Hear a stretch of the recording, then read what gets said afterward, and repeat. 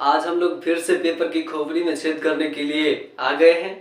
आज आप लोगों को 2 मार्क्स सीखने का मौका मिलेगा फिर से, और आप लोग को सीख करके वहाँ पर इस 2 मार्क्स को ऐड करना है। बहुत आसानी से आप लोग सीख सकते हैं 2 मार्क्स, क्योंकि आपके बोर्ड के एग्जाम में इससे सब्जेक्टिव यानी कि शॉर्ट क्वेश्चन यानी लघुत्तरीय के रूप में पूछा जाता है। बोल दिया जाता है क्या, जो त्रिभुज का क्षेत्रफल ज्ञात करे, जिसका शीर्ष दे दिया जाएगा वहां पर।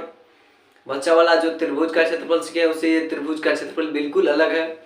इसको आप लोग को ध्यान से देखना है, आराम से समझ में आ जाएगा पूरा लास्ट तक। फिर उसके लिए आपके लिए एक क्वेश्चन भी तैयार किया गया है, उस क्वेश्चन को आपको बना करके मैसेज करना है, और पूरा हम आपको गारंटी देते हैं आप आसानी से सीख जाइएगा जरूर। देखिए ध्यान से, क्या बोला है, उस त्रिभुज का क्षेत्रफल ज्ञात कीजिए जिसका शीर्ष है, मतलब कि शीर्ष दिया गया। आपके पास 2 क्वेश्चन है, पहला क्वेश्चन बनाते हैं, ठीक है।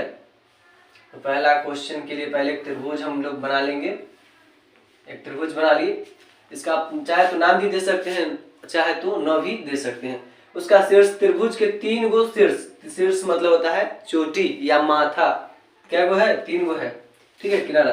तो पहला क्या है, 2,3, 2,3 एक जगह दे दिए, दूसरी जगह -1, -0, -1, डाल दिए, और तीसरे 2, -4 है। क्या है, 2, -4। ये तीनों क्या है, शीर्ष दे दिया गया है। बोला है क्या, त्रिभुज का क्षेत्रफल ज्ञात कीजिए। और ऐसा रहेगा, बोलेगा आपसे क्या, त्रिभुज का क्षेत्रफल ज्ञात करने के लिए, तो उसके लिए आपको एक सूत्र पता होना चाहिए। सूत्र देखिए, त्रिभुज का जो क्षेत्रफल निकालने के लिए सूत्र होता है 1/2 into x1 into y2 minus y3 plus x2 into y3 minus y1 plus x3 y1 minus y2। बस इतना होता है सूत्र। लेकिन आप तो बोलेंगे सर इसको याद कैसे रखें, इसके लिए बहुत एक इजी कॉन्सेप्ट आपको बताता हूँ। देखिए ध्यान से, देखिए आपको सूत्र में सबसे पहले आपको क्या रखना है, 1/2 याद रखना है। उसके बाद याद रखना है x1। क्या याद रखना है, x1 याद किए। अब देखिए x1 याद रखे ना, उसके बाद देखिए आपको लिख देना है y माइनस में y, ठीक है। बस ये जितना बोला बस उतने करना है आपको, उससे ज्यादा नहीं करना है। आप आराम से याद कर लीजिएगा सूत्र को भी। फिर से प्लस लिख देना है, यहाँ पर x1 लिखे है ना, आगे लिखिए x2 प्लस में लिखिएगा। इधर प्लस नहीं लगाना है, अपने को यहाँ पर प्लस नहीं लगाना है, कोष्ठ लगा करके ओनली फॉर x1 लिख करके y माइनस y लिख देना है, आगे बढ़ जाना है। फिर यहाँ पर लिख देना है x2, फिर कोष्ठ लगा लेना है और y माइनस y लिख देना है, ठीक है। x2 हो गया, फिर प्लस का चिन्ह देना है और x3 लिख लेना है, और उसके बाद कोष्ठ लिख करके y माइनस y लिख करके कोष्ठ लगा देना है। इतना तो आप आसानी से कर सकते हैं। इतना कर 1/2 कोष्ठ लगाए x1 बिना प्लस के, ठीक है। उसके बाद y माइनस y, फिर प्लस x1 लिख दिए तो प्लस में फिर x2, फिर y माइनस y, फिर plus x3 y minus y। इतना तो कर लीजिएगा आराम से। अब देखिए आगे क्या कीजिएगा, यहाँ पर 1 लिखे हैं ना, देखिए 1, 2, 3 बच्चे में आप पहाड़ा सीखे हैं ना। यहाँ पर जब 1 लिख चुके हैं तो नेक्स्ट इसमें क्या लिखाएगा, 2, और नेक्स्ट वाला में 3, कोई दिक्कत ना। यहाँ पर 2 लिख चुके हैं तो इसके आगे वाला में क्या आएगा, 3, 2 के आगे 3 आ गया, फिर पीछे घूमेगा, फिर 1 के पास जाएगा कि ना। अब देखिए इसमें देखिए x3 हो चुका है, तो 3 के बाद कहाँ जाता है, 1 पर, तो यहाँ पर 1, फिर 1 के बाद क्या आता है, 2, तो 2 सूत्र मिलाइए, क्या वही है कि ना। सूत्र को कहीं ना कहीं कॉन्सेप्ट के साथ याद रखा जाता है। दुनिया में बहुत कुछ है, अगर आप कॉन्सेप्ट के साथ याद रखते हैं तो बहुत इजी वे में आपको याद हो जाता है। आई होप आप लोग को ये याद करने का तरीका अच्छा लगा होगा, ठीक है। तो आप लोग जरूर इसको इसी ढंग से याद कीजिएगा तो बेहतर रहेगा, क्योंकि रटा हुआ चीज़ ज़्यादा दिन टिकने वाला नहीं है, समझा हुआ चीज़ आपको बहुत लंबे समय तक याद रहता है। आइए हम लोग क्या करते हैं, बनाना शुरू करते हैं, और इस फॉर्मूले को सबसे पहले साफ कर देते हैं। ये रहा आपका, क्लीन हो गया। देखिए आगे वाले को हम लोग क्या बोलते हैं, यहाँ ही देख लीजिए, आगे वाले को x, बाद वाले को y, आगे वाले को x, बाद वाले को y, आगे वाले को x और बाद वाले को y बोलते हैं, ठीक है। इसको मान लीजिए 1, 1, इसको मान लीजिए 2, 2, इसको मान लीजिए 3, 3। किसी को कोई दिक्कत ना है। आपको एक बात बता दें, आप चाहे तो इसी को 1, 1 मान लीजिए, इसी को 2, 2 मान लीजिए, इसी को 3, 3 मान लीजिए। आप चाहे तो इसको 1, 1 मान लीजिए, इसको 2, 2 मान लीजिए, इसको 3, 3 मान लीजिए, इसमें कोई प्रॉब्लम न होना चाहिए।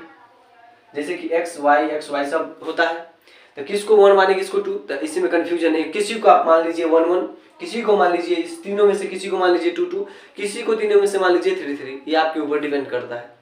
ठीक है, अब देखिए इतना करने के बाद फॉर्मूला में मान रख देना है, बस आपका आंसर आने वाला है। देखिए 1/2 का 2, कोष्ट का कोष्ट, x1 पूछा है तो x1 कितना है अपना 2 है, तो 2 लिख दिए, फिर कॉमा, सॉरी कोष्ट है तो कोष्ट, फिर बोलता है y2, तो y2 का जो वैल्यू कितना है 0 है, तो 0 लिख दिए, माइनस का चिन्ह है सूत्र में तो माइनस लिख दिए, फिर बोलता है y3, तो y3 हम लोग कितना माने हैं माइनस में 4, और सूत्र में पहले से माइनस था तो माइनस माइनस प्लस 4। ठीक है, अब देखिए प्लस का चिन्ह है तो प्लस, फिर पूछता है क्या x2, तो x2 अपना कितना है -1, तो यहाँ पर प्लस था माइनस, तो प्लस माइनस यहाँ पर क्या हो जाता -1।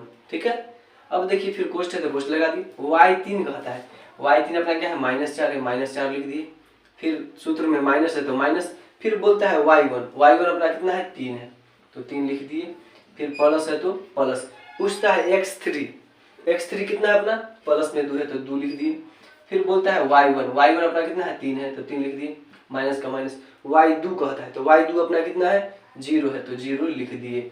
बस इतना करना था, बस हो गया। अब देखिए 1/2 का 2 कोष्ट, ये 2 का 2 आ गया, बताइए 4 में 0 जोड़ेंगे तो 4 ही रह जाएगा, कोष्ट हटेगा तो गुना, कोई दिक्कत ना। फिर देखिए -1 का 1, -4 और -3, आप कर्ज में पहले से 4 रुपया थे और माइनस में 3 रुपया कर्ज और हो गए, तो 4 3 7 रुपया कर्ज में, यानी माइनस में 7, और कोष्ट जब हटेगा तो गुना का चिन्ह, और माइनस में क्या आ गया 7 आ गया। ठीक है, यहाँ पर +2 है तो +2, 3 में से आप 0 घटाएंगे तो 3 ही बच जाएगा, तो कोष्ट हटेगा तो गुना का संबंध। अब बड़ा कोष्ट का बड़ा कोष्ट का आपका बड़ा कोष्ट रह जाएगा, यहाँ पर बच जाएगा लास्ट में। ठीक है, अब देखिए 1/2 का 2, 4 में 2 से गुना कीजिएगा तो 8, माइनस का सॉरी 1 मिनट, -7 में -1 से कीजिएगा तो माइनस माइनस गुना में क्या हो जाता है प्लस हो जाता है, तो प्लस 7 1 7। अब देखिए 3 में 2 से गुना कीजिएगा तो प्लस में 6, 3 दूनी, यहाँ पर प्लस था तो प्लस 3 दूनी के 6 आ गया। अब क्या करते हैं हम लोग 1/2 का 2, अब देखिए 8 7 को जोड़िएगा तो कितना आएगा 15, 15 में 6 जोड़िएगा तो कितना आएगा 21, और जब कोष्ट को हम हटाएंगे तो गुना का संबंध यहाँ पर आया 21। किसी को कोई दिक्कत नहीं, इसके नीचे कुछ नहीं तो 1। जब हम लोग तिरछा तिरछी काटने की कोशिश करेंगे तो कटने वाला है नहीं, तो गुना कर दीजिए, तो 21 में 1 से गुना कीजिएगा तो 21, और 2 में 1 से कीजिएगा तो 2, 21/2 आपका आंसर हो गया। आप चाहे तो इसको काट भी सकते हैं, तो 10.5 ये आपका क्या हो जाएगा आंसर। ठीक है, कितना इजी था, आप बहुत आसानी ढंग से क्या कर सकते हैं, इसको इस ढंग से बना सकते हैं, और आप त्रिभुज का क्षेत्रफल निकालना आराम से सीख गए होंगे। अगर न समझ में आया ना, वीडियो को पीछे ले जाइए, फिर से देखिए, आपको जरूर समझ में आएगा, और देखिए कहाँ पर आपको समझने में न आ रहा है और आ गया है तो बहुत बेहतर है। 2 नंबर सवाल बहुत ईजी है, और आप जिस ढंग से बताए हैं उसी ढंग से बना करके इसका आंसर कमेंट सेक्शन में जरूर मैसेज कीजिएगा। ठीक है, आप चाहे तो इसका स्क्रीनशॉट ले सकते हैं, take a screenshot for that. ठीक है, अब देखिए आपका ये जल्दी आपका सेशन कंप्लीट हो रहा है, और आप लोग बोर्ड के एग्जाम के लिए बहुत अच्छे ढंग से तैयार हो रहे हैं।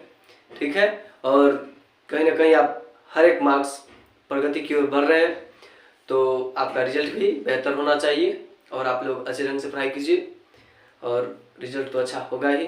ठीक है, मिलते हैं अगले वीडियो में, तब तक के लिए जय हिंद एंड यू टेक केयर।